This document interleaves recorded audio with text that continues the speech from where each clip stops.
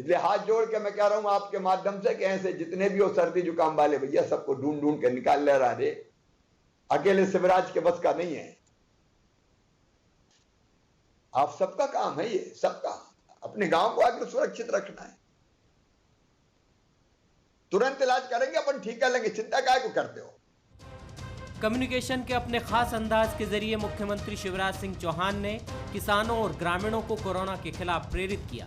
उनका सरल और सीधे शब्दों में संवाद के तरीके का जनमानस पर बड़ा असर होता है। यही उनकी लोकप्रियता का बड़ा कारण भी है। प्रदेश में मेडिकल सुविधाएं मुहैया कराने के साथ ही मुख्यमंत्री का सबसे ज्यादा जोर समाज के हर तबके, खासतौर से ग्रामीणों को इस महामारी के प्रति जागरूक करना है। इसलिए मुख्यमंत्री शिवराज सिंह चौहान ने हर गांव में कोविड समिति बनाने और घर घर सर्वे करने की अपील की है। उन्होंने शादी ब्याह 15 मई तक टालने की भी अपील की। इसलिए पहली चीज, ना आएंगे ना जाएंगे, कोई शादी ब्याह नहीं भैया। अभी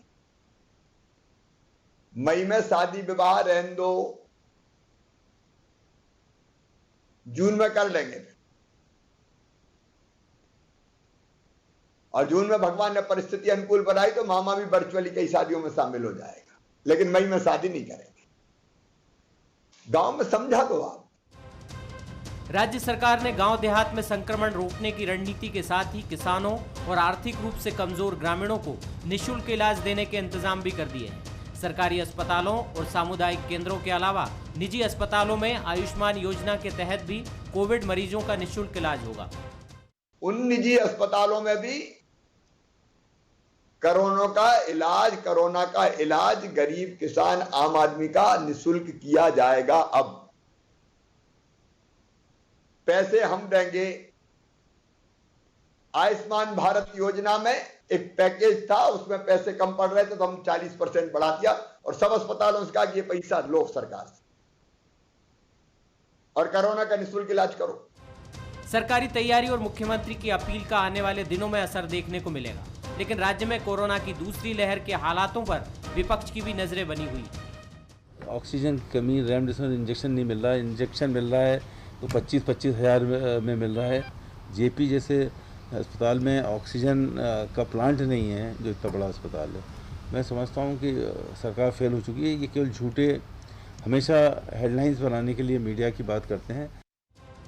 महामारी में सिस्टम की लापरवाही को लेकर विपक्ष अपना धर्म निभा रहा है, लेकिन कोरोना की पहली वेव के दौरान जिस तरह से प्रधानमंत्री नरेंद्र मोदी ने देश को जागरूक करने की अपील की थी, चाहे वो थाली बजाने की अपील हो या फिर बत्ती बुझाकर कोरोना वॉरियर के प्रति गौरव दिखाने की अपील हो, उसका बड़ा असर देखा गया था। गांव देहात को बचाने मुख्यमंत्री की अपील भी उसी तरह से कारगर जरूर साबित होगी।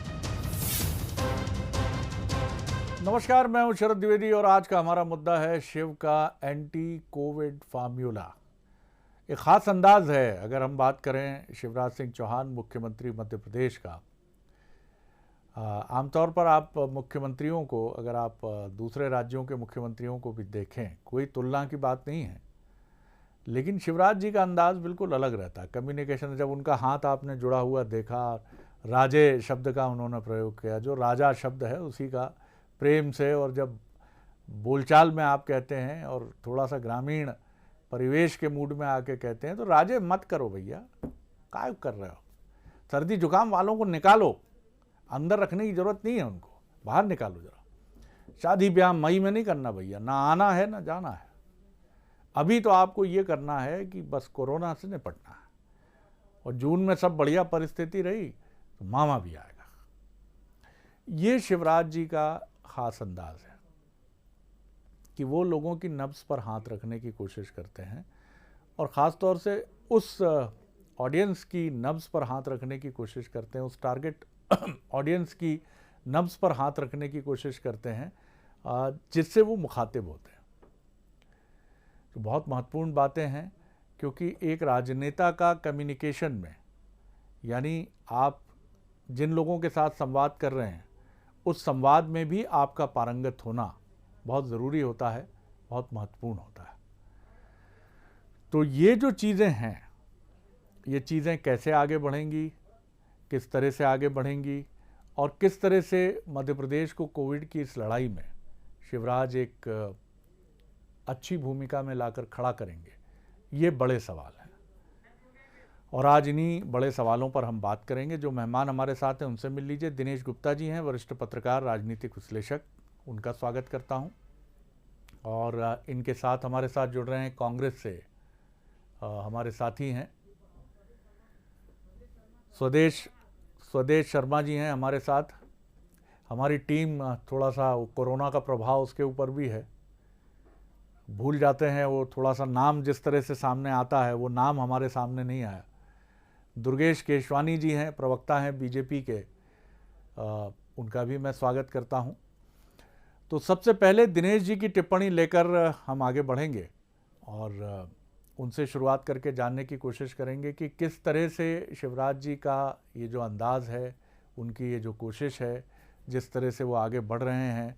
दिनेश जी मुझे बताइए कि जिस तरह के बड़े फैसले शिवराज जी ले रहे हैं, और एक जर्नलिस्ट के तौर पर आपने भी देखा होगा कि कोरोना काल में शायद लोगों से लगातार संवाद करने वाले मुख्यमंत्रियों में भी वो फ्रंटलाइनर तो होंगे बेशक।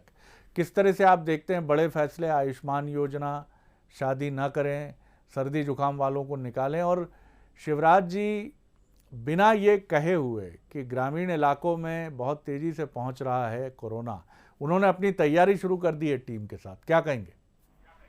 बिल्कुल शरद जी, शिवराज जी की एक खासियत है कि वो संवाद को बहुत अहमियत देते हैं। यदि कोरोना काल नहीं होता तो शायद वो लोगों के बीच में होते। ये जो संक्रमण का काल है वो लोगों के बीच में जा नहीं सकते।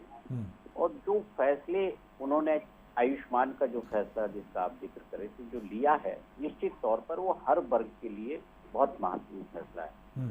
आप आम आदमी के लिए देखिए, या आप जो है जिस तरह से जो नर्सिंग होम या अस्पताल चला रहे हैं, उनके लिए भी बहुत सारी जो दिक्कतें हैं वो कम होगी। कहीं ना कहीं सरकार उनके लिए भी ऑक्सीजन के बारे में सोचेगी, उनका जो संसाधनों की आवश्यकता है उसके बारे में भी इस योजना में जब एसोसिएट करेंगे तो उसके बारे में भी सोचना होगा।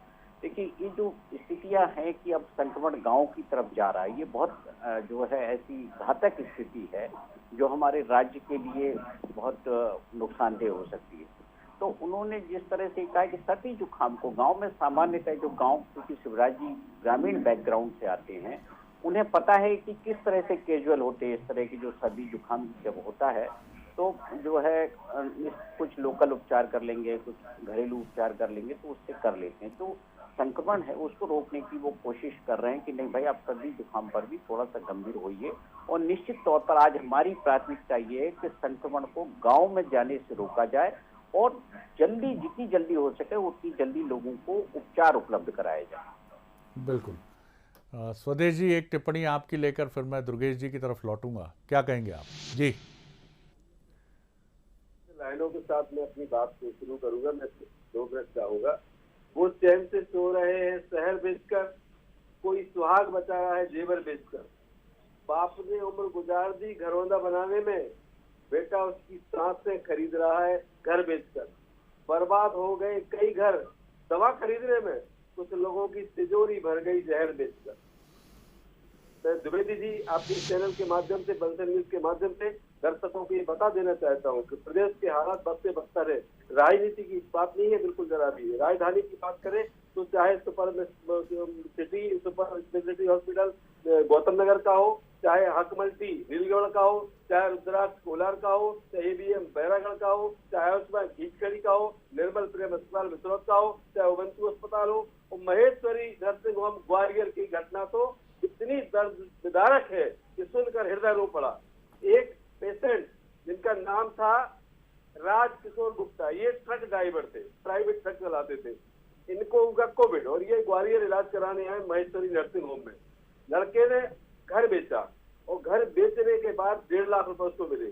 डॉक्टर के पास पहुंचा, लड़के ने कहा कि मेरे पास सिर्फ 1.5 लाख रुपए है, इससे आगे नहीं है। तो चिकित्सकों ने कहा इतने में आपका इलाज हो जाएगा। उनके पिता को एडमिट करा दिया, उनका इलाज चालू हुआ, आराम भी मिलने लगा। लेकिन धीरे धीरे 1 लाख और 1.5 लाख खत्म करने के बाद फिर पैसा जमा करने के लिए बोल दिया। अब उस जमा करने की स्थिति में था नहीं, क्योंकि घर 1.5 लाख रुपए का ही था, बेच के पूरा आ चुका था यहाँ, और उससे ज्यादा डिमांड करने लगे। 3,77,000 का उनको बिल बना दिया, 2,77,000 सॉरी। और ऐसी स्थिति में जब पैसा देने की स्थिति मिलती तो उसकी चिकित्सक ने ऑक्सीजन निकाल ली मुंह से और ये कहा कि पहले पेमेंट कीजिए तब आपके पेशेंट को यहाँ से जाने देंगे। ऐसे में एनएसआई और यूथ कांग्रेस के लड़कों को पता चला और पहुंचे। सचिन द्विवेदी नाम के एक एनएसआई के राष्ट्रीय पदाधिकारी है, वो वहां पहुंचे। आपस में उन्होंने 10-10 हजार रुपए चंदा किया, उनको देने की कोशिश की अस्पताल वालों को, कुछ उन्होंने पर रियायत दी। मीडिया में आ गई ये बात। फिर तत्काल प्रशासन ने कुछ एक्शन लिया, सब इकट्ठे हुए और उनको सरकारी प्राइवेट वार्ड में भर्ती कराया। कमोबेश यही सी तरह की डकैती पूरे प्रदेश में चल रही है। मैं मानना चाहता हूं, अच्छे तरह से मांग करता हूं, हाथ जोड़कर प्रार्थना करता हूं, माननीय शिवराज सिंह जी मुख्यमंत्री मामा कहलाने वाले, 8 करोड़ जनता सुदेश जी, बचा लीजिए। मैं आपकी बातों को काट नहीं रहा हूँ, ना ये मेरा काम है, लेकिन आपने एक कहावत सुनी है कि एक मछली सारे तालाब को गंदा कर देती है, और ये कहावत, इसको बहुत मेरा आग्रह सभी से है, खुद स्वयं अपने से भी है, कि कोई जर्नलाइज्ड स्टेटमेंट जो सारे चिकित्सा तंत्र के प्रति हमारे भरोसे पर सवाल खड़ा कर दे, ऐसी बात भी हमें इस समय, आप बहुत विज्ञ व्यक्ति हैं, अगर हम ये कह देंगे सारे पत्रकार लूट खसोट में लगे हैं, सारे राजनेता अपना घर भरने में जुट गए हैं, सारे माननीय चिकित्सक और उनके संस्थान इस समय अमानवीय कृत्य करने में जुट गए हैं, तो ये एक स्वीपिंग स्टेटमेंट है। आज भी हम सुनते हैं कि इस धरती पर कुछ अच्छे लोग हैं, ये अच्छे लोग तमाम पीड़ा और कष्ट के बाद अपना काम कर रहे हैं, उनको सलाह दी जाती है कि अपना घर भर लीजिए, आप भी जुट जाइए इसमें, आप भी धनिया में घोड़े की लीद मिलाइए, आप भी मरीज की ऑक्सीजन निकाल लीजिए।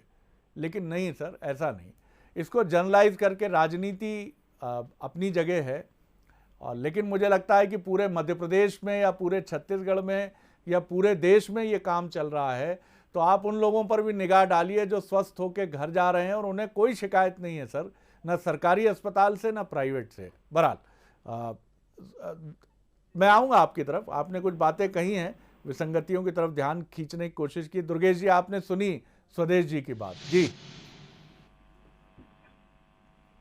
देखिए शरद, निश्चित रूप से आज का जो विषय आपने गांव की तरफ शिवराज जी का जो फार्मूला है, उन्होंने जो अथक मेहनत की, अथक प्रयास किए, तो वो आप देखेंगे कि जो 1 अप्रैल को हम 6वें नंबर पे थे देश में, आज हम 14वें नंबर पे आके खड़े हुए। कांग्रेस के प्रवक्ता साथी ने अनेक आरोप लगाए, और मुझे लग रहा है कि ये आरोप लगाना शायद कांग्रेस का शेड्यूल सा बन गया है कि सिर्फ आरोप लगाकर ही हमें बात करनी। आपके प्रयास, आपने कभी जनता के बातें उनकी जो है वो सत्य के नजदीक भी हो सकती है, मैं ये नहीं कह रहा। उन्होंने ग्वालियर का जो उदाहरण दिया वो बात हो सकता है सत्य हो, और कई जगह से ऐसी शिकायतें और ऐसे आरोप आए भी हैं। आप भी, मैं चाहूंगा कि एक उदार और बड़े परिप्रेक्ष्य में देखेंगे अपने मित्र की बातों को। जी दुर्गेश जी। ठीक है आदरणीय शरद जी, जैसा वो है आपका आदेश निश्चित रूप से उसी चीज को हमारे मेरा आग्रह जी। अरे सर, आपका आग्रह हम आदेश के रूप में ही लेते हैं जी, और सभी लोग मध्य प्रदेश में लगभग आपके आग्रह को आदेश के रूप में ही लेते हैं जी। तो जैसा हमारे मित्र ने जहाँ पे जिस बात से अवगत कराया, इंगित किए, माननीय गृह मंत्री जी ने कल जो अपनी वक्तव्य में स्पष्ट रूप से कहा था कि एक कमेटी गठित कर दी गई है, प्रत्येक शहर में कहीं पे भी इस तरह की कोई भी बातें आ रही हैं, उन चीजों को निश्चित रूप से सख्ती से निपटाया जाएगा। आपदा को अवसर किसी को बनाने नहीं दिया जाएगा। कहीं से कोई भी शिकायत आएगी उस पर तुरंत कार्रवाई की जाएगी। और निश्चित रूप से आप देखेंगे कि हमारा जो है शरद जी, कैसे भी करके संक्रमण की चेन होने का हर जिले में पॉजिटिविटी दर जो तेजी से उसको घटाने का हम लोग सभी प्रयास कर रहे हैं। और माननीय मुख्यमंत्री संवेदनशील मुख्यमंत्री हैं, 22 घंटे सतत मीटिंगें करके हर अधिकारियों से हर जिले की एक मतलब माइन्यूट से माइन्यूट बैठकें भी वो कर रहे हैं। फिर चाहे वो रेमडेसिविर की इंजेक्शन की लेकर आपूर्ति कैसे की जाए, चाहे ऑक्सीजन की सप्लाई को लेकर, चाहे ऑक्सीजन बेड्स की, आईसीयू बेड्स की, हर मोर्चे पर मध्य प्रदेश की सरकार कार्य कर रही है। क्योंकि एकदम अचानक से किसी ने इस चीज को वो नहीं था कि एकदम इसकी लहर इतनी तेजी से आएगी, पर उसके बाद भी सरकार ने जो अथक प्रयास किए। 1 अप्रैल में हम लोग शरद जी 20,000 बेड्स पे खड़े थे, आज 50,000 से ज्यादा बेड्स की व्यवस्था की गई। और आपने जो आज का मुद्दा उठाया है निश्चित रूप से कि जो जनता जो ये कोविड है वो गांव के उसमें एंटर करते जा रहा है, तो माननीय मुख्यमंत्री उसके लिए सजग है। उन्होंने एक जनता से जुड़े हुए हैं, अपने प्रदेश की 8 करोड़ जनता को वो भगवान के रूप में पूजते हैं और उस जनता के लिए वो हर संभव कोशिश कर रहे हैं। चाहे आयुष्मान योजना से माध्यम से मुख्यमंत्री कोविड उपचार योजना भी आज उन्होंने शुभारंभ की है, और जो गांव-गांव में आप देखेंगे, गांव-गांव में 15,194 टीमें किल कोरोना अभियान 2 के तहत मैदान में है। प्रत्येक घर को वो हर टीम 100 घरों को जांच कर रही है। जहां पे कोई सर्दी, कोई खांसी, कोई जुकाम का कोई भी जो आदमी लक्षण मिल रहे हैं, उनको त्वरित उस किट को उपलब्ध करा के उन चीजों को वहीं पे रोकने का कार्य सरकार कर रही है। और आप जनप्रतिनिधियों पर भी बड़ी जिम्मेदारी है, क्योंकि हम सबकी जड़ें गांव से ही हैं।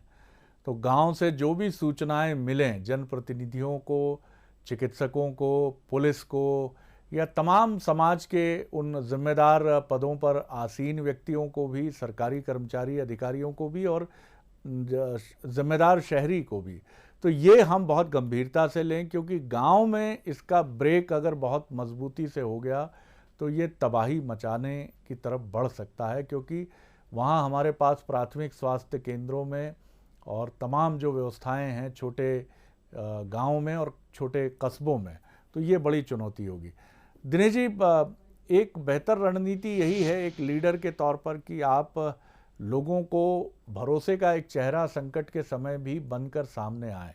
बहुत कठिन होता है, इसीलिए कई बार हम देखते हैं कि कुछ जनप्रतिनिधि या बड़े राजनेताओं पर भी ये बात कही जाती है कि संकट के समय उनके दर्शन नहीं होते, नज़र नहीं आते, और उसके पीछे उनके रणनीतिकार ये कहते हैं कि साहब वो जब थोड़ा गुस्सा ठंडा हो जाए या लोग जब थोड़े शांत हो जाएं तो फिर हम आएंगे, बाकी पर्दे के पीछे से काम पूरी मदद कर रहे हैं लेकिन सामने नहीं आएंगे।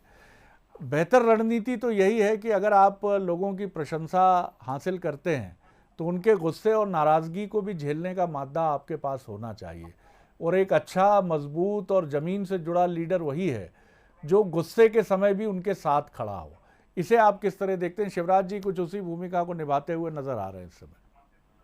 देखिए शरद जी, पिछले 1 माह में जो भी उतार चढ़ाव इस प्रदेश ने देखे हैं, बहुत भयावह दौर देखा है, बहुत सारी हमने ऐसी चीजें देखी हैं जो मानवता को कहीं ना कहीं जो है कलंकित करती है, या किस तरह का जो भाव आप उसे कोई भी शब्द उसे ले सकते हैं। तो आप देखिए कि जो अब आज स्थिति ये है कि बीती ताई बिशार दे, अब आप सरकार ने जो गलतियों को सुधार कर रही है, यदि जिन अस्पतालों में ये सब शिकायतें थी, उन अस्पतालों को यदि सरकार ने योजना में शामिल कर दिया और एक रणनीति बनाई है, तो आज देखिए हम जो है उसी व्यवस्था पर भी छोड़ सकती थी। सरकार की हर आदमी का इलाज नहीं करा सकती, लेकिन आज इतना साहस करना कि हम इलाज कराएंगे, वो भी किस स्थिति में इलाज करा रहे हैं जब प्रदेश में संक्रमण काफी हो गया है, और सरकार की ड्यूटी है कि वो गांव तक जाने में रोके। और ये जो वक्त है, सरकार जो है विपक्ष अपनी जो सुझाव दे, जैसे हमने देखा कमलनाथ जी बहुत सारे सुझाव लगातार दे रहे हैं, दिग्विजय सिंह जी भी सुझाव दे रहे हैं, आलोचना को ही आप सरकार कई बार ये सुझाव मान के चल रही है। तो सरकार ने जिस तरह से विपक्ष के भी सुझाव माने हैं या उनकी जो मांग थी उनको भी माना है, तो ये किसी की जो है कोई ये नहीं है कि किसने जो है उपलब्धि है, किसके खाते में ये श्रेय जाएगा, ऐसा नहीं है। ये वक्त है हमारी जिम्मेदारी निभाने के, हर जनप्रतिनिधि को जो भी हो रहा है। हमने देखा कि कई सारे मंत्रिमंडल के सदस्य अपने अपने स्तर पर कुछ ना कुछ कर रहे हैं, विधायक कुछ कर रहे हैं, लेकिन वो ये जाहिर नहीं करना चाहते कि हम जो है अपने क्षेत्र की जनता के लिए क्या करना चाहते। और इतनी बड़ी जो है आपदा में कुछ चेहरे होते भी हैं जो नहीं आते सामने, लेकिन मुख्यमंत्री एक ऐसे व्यक्ति हैं या जो इस पद पर होता है, वो उसकी ड्यूटी होती है, प्राथमिक जिम्मेदारी उसी की है कि पूरी चीजें जो है वो व्यवस्थित हो और जनता को तकलीफ ना हो। तो आप देखिए, चाहे किसानों का मुद्दा हो या लोगों के इलाज का मुद्दा हो या जो है आर्थिक मोर्चे पर जो सरकार को जो करना चाहिए वो सब कर रही है, जो प्राथमिकता है। आप देखिए कि सरकार जो है लगातार इन चीजों का ध्यान रख रही है कि लोगों को रोजमर्रा की चीजों का भी दिक्कत ना हो। तो एक योजनाबद्ध ढंग से कहीं ना कहीं प्लानिंग के साथ जो चलना चाहिए वो चल रहे हैं। कहीं ना कहीं थोड़े बहुत पैनिक होते हैं, और इतनी बड़ी आपदा जिसकी कल्पना किसी ने नहीं की पूरी दुनिया में कि आप होगी।